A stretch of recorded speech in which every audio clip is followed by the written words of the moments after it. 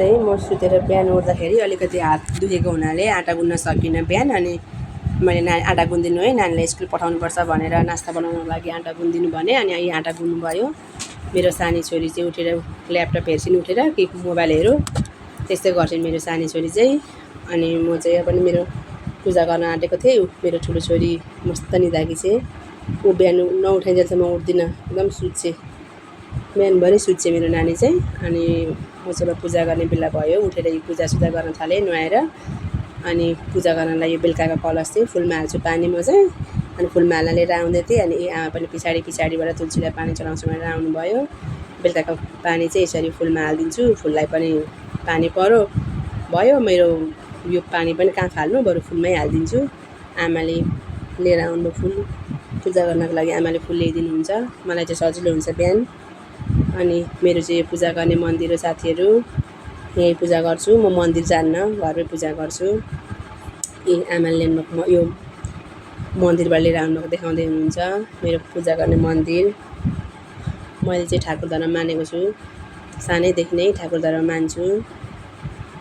अनि मेरो ससुरा बुवालाई म बत्ती बाल्छु। ससुरा बुवाको फोटो यो चाहिँ मेरो मम्मी।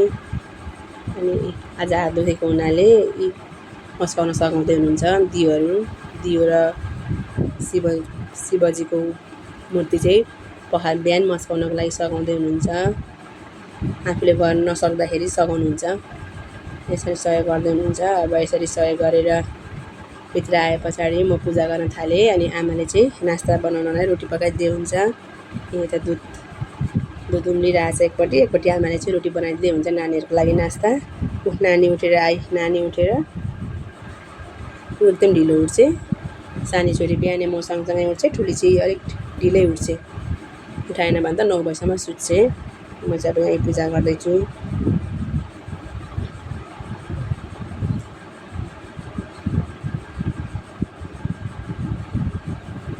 पूजा गर्न मलाई ठ्याक्कै आधी घन्टा लाग्छ।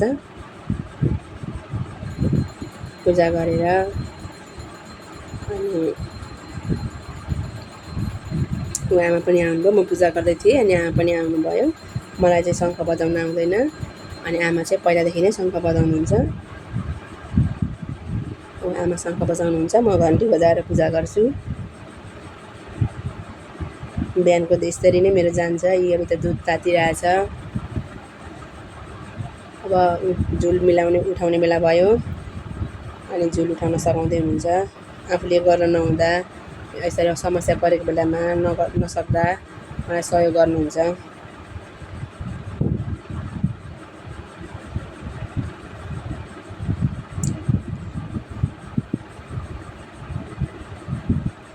मेरो श्रीमान चाहिँ बुझ्ने खालको हुनुहुन्छ, मलाई सहयोग गर्नुहुन्छ। अब समाजसेवी हुनुहुन्छ, भ्याउँदा घरमा मलाई सहयोग गर्नुहुन्छ। नानीहरूलाई नास्ता बनाइदिएर आमाले रोटी पकाइदिनु भएको थियो, जाम रोटी खाने भनेर म चाहिँ नानीहरूलाई रेडी गरिदिँदैछु। यता चिया उम्लेर गयो फेरि मेरो छोरी। जाम दलेर मैले चाहिँ ठिक्क बनाइदिएँ साथीहरू नानीहरूको चाहिँ बिहान स्कुल छिटै लाग्छ, 7:30 बजी घरबाट यिनीहरू निस्किन्छन्। त्यसैले बिहान एकदमै धेरै हतार हुन्छ। आमा अब रोटीसोटी पकाइसकेर आराम गर्दै हुन्छ यहाँ भजन गाएर। एकदम आमालाई भजन गाउन एकदमै ठुलो रहर छ, एकदमै भजन गाउनुहुन्छ, नाच्नुहुन्छ। एकदम भजन गाउने चाहिँ एकदम आमाको सोख हो। अनि छोरी पनि आमासँगै बसेर रोटी खाँदैछिन्। कान्छी छोरी पनि पल्टाइ रोटी हेर्दैछिन्। जाम रोटी खाने भनेका थिएँ, यसलाई गुलियो त्यति मन पर्दैन, यसो खाँदैछिन् र पनि। स्कुलमा छिटै खाना दिइहाल्नुहुन्छ, त्यही भएर बिहान अलिअलि हल्का नास्ता गरेर जान्छन्। मैले जाम हालिदिएको नभएर ऊ छोरी आफै फेरि चित्त नबुझेर हाल्दैछिन्। यसलाई धेरै गुलियो मन पराउँछ। अनि आफै पनि खान्छ, ठुलो छोरी अलिक ठुलो पनि भएको। हाम्रो सासुआमालाई नास्ता दिने चलन यही रोटी र चिया। अहिले मलाई नि बुहारीले रोटी र चिया नै ल्याएर दिन्छ।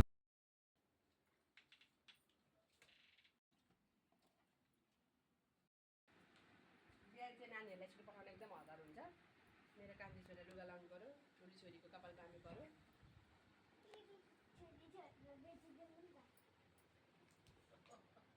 ए अब आमातिर सजियो फेरि हो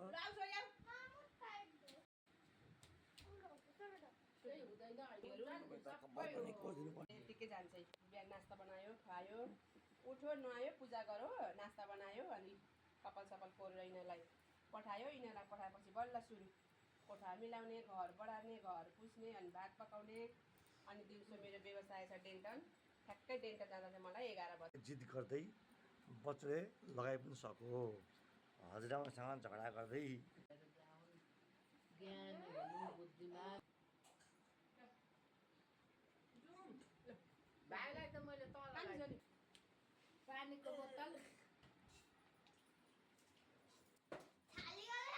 छानिदिएको थिएँ छानिदिएको थिएँ छानिदिएको थिएँ पड्काउँछु नि खाऊ खाऊ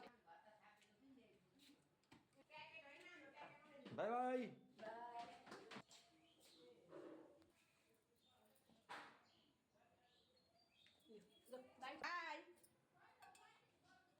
यता हेर न बाई बाई जाऊ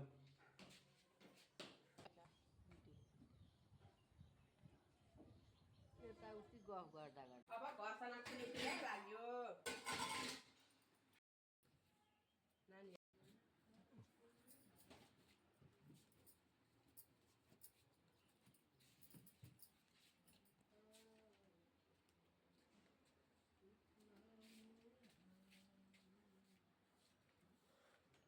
सक्यो शिवजीलाई सेतो र निलो माला Happy birthday to you. Happy birthday to you. Happy Happy birthday birthday to to you, you. Shanima. जन्म उत्सव जन्म उत्सव Happy birthday to you. Happy birthday to you.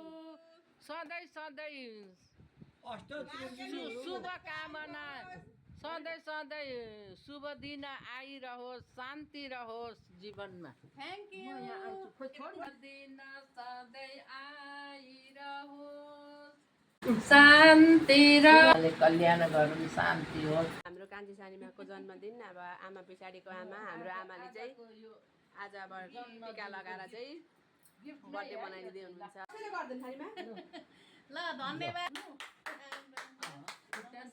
ल आमाले एकदम बर्थडे कान्छी सानीमाको मनाइदिनु भएकोमा